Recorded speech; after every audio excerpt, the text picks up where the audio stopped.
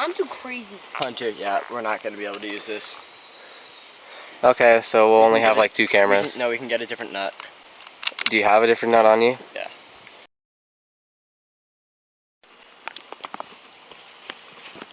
Who's a good dog? So I decided to make an update video on the go-kart. So it's done. It's ready, like, to have... Fuck, I didn't open the door. Okay, so it's got a new transmission. It's got torque now. It drives. It's great. Everything's amazing. And I thought I'd make a little update video and a little more in-depth video because I kind of forgot to talk about it really at all in the last video. So I'm going to go through, like, how it works, what I did, stuff like that. So first, let me pull it out of the garage, which is a complete mess right now. Kind of like my life.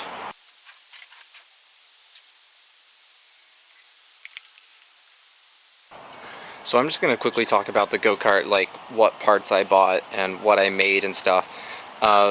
Everything that you see here was designed by me and my friend Ellery. We did it in SolidWorks. And when we got the parts in the mail, we cut and welded everything together from the frame to the steering and suspension components. Of course, there were some parts we couldn't have made, like the lights and the shocks, but everything basically that you see was designed and built by us. So I'm going to start in the back. So starting with the wheels, they're just like regular garden tractor tires. I painted them black, and they have 3D printed rims on them. They were printed in 2 sections, glued together, and then glued to the rim. They came out really well, and actually like are like the biggest part of the look of the go-kart. I think it was Ellery who actually came up with that, but thanks to her, that it looks amazing. We also 3D printed all the different parts for the spoiler in the back. It doesn't really do anything, it's more just like looks. They've all been screwed to the piece of steel going through them, and the heat of the engine actually started to melt the wing back here, but whatever, it's just plastic. It's got a 1-inch solid steel live axle with a CVT. This is like the standard eBay issue Chinese special ones. It's been working great so far. There's this brake disc back here. It's like a 5-inch rotor, but it sucks ass. Don't ever buy it. I'll put the link to all these parts that I got in the description, but honestly, don't buy it. It does nothing. Like literally nothing. It's kind of scary to drive because the brakes don't work at all. For power, we've got a Subaru 7 horsepower. Wait, this one's not the that one, it has the... I have 2 of these engines. One of them is the electronic fuel injection. This one's just a regular carburetor.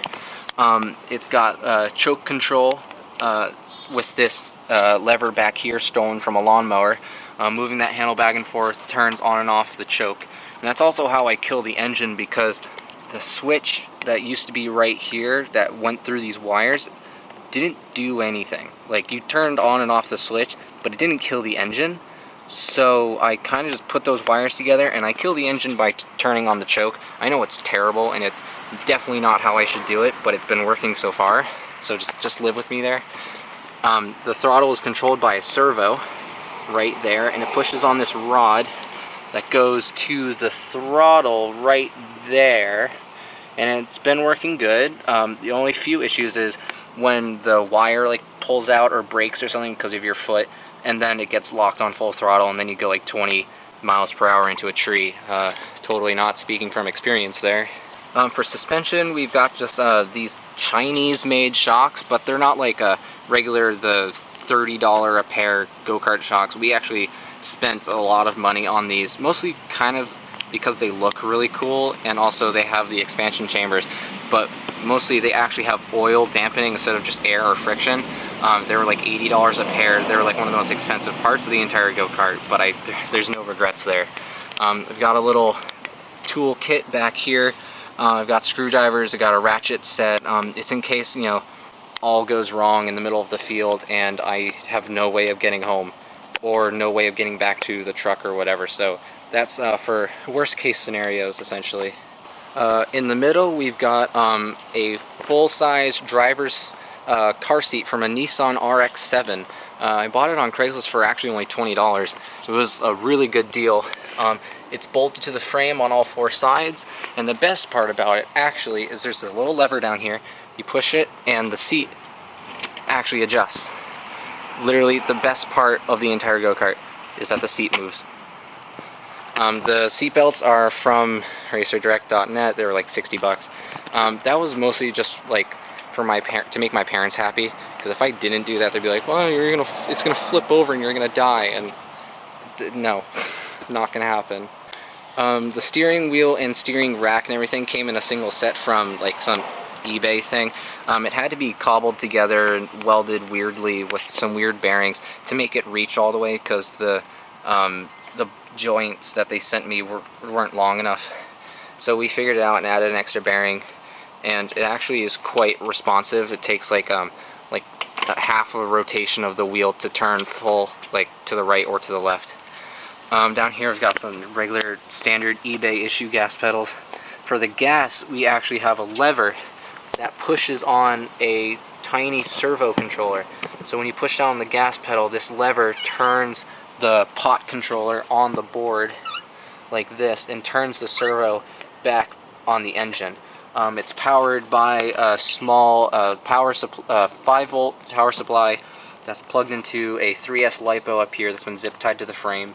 That also powers 2, I think, 15-watt each LED lights. They are quite bright. They've got 2 switches right here. This one controls the power for. Holy fuck! Look at that bug. What is this? Like Africa?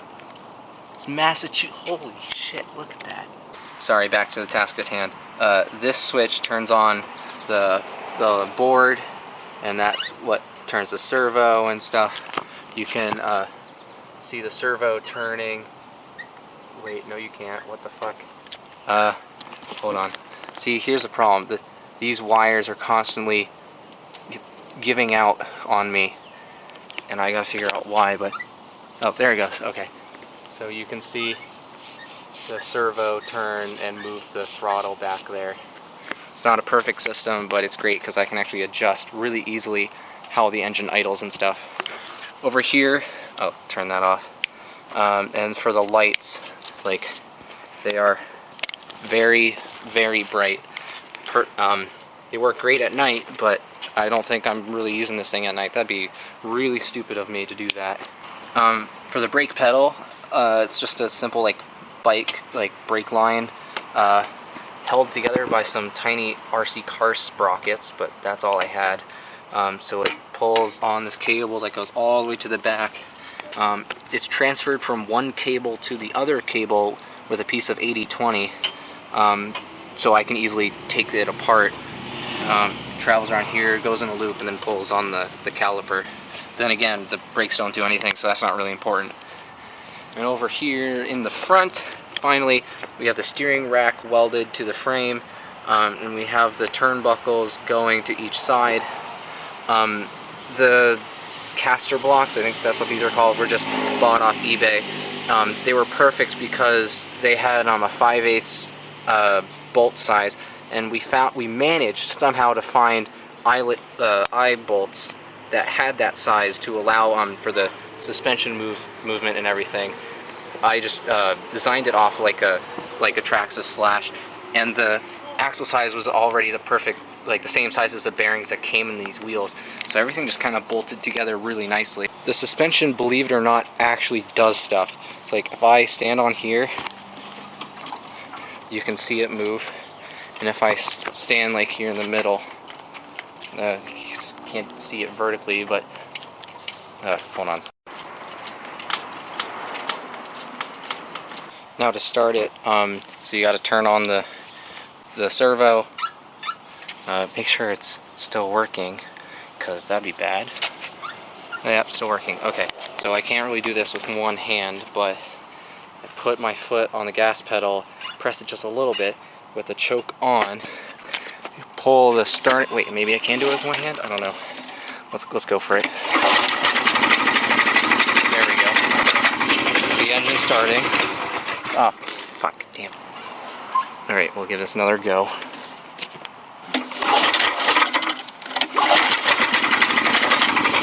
Turn off the choke. And let's go for a quick spin.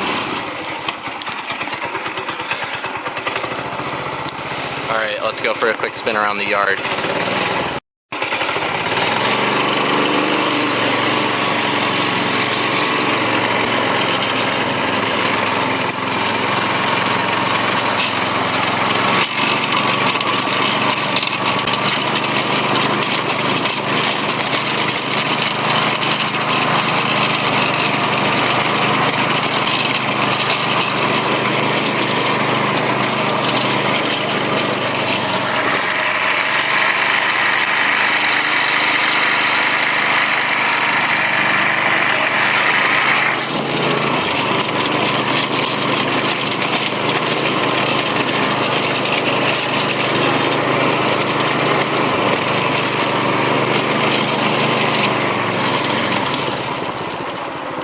So yeah, that's pretty fun, but honestly, you need more space. So my yard's not too big, but Max will be here soon, so we'll make a nice driving video. My GoPro's charging right now, so this will be fun.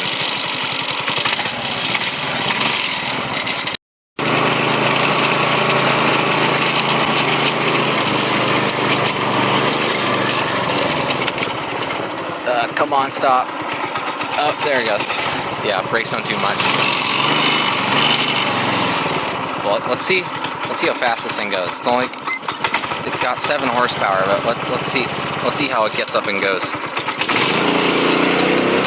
Yeah, that's pretty good. Pretty good. Actually a little scary because my driveway's not too long, but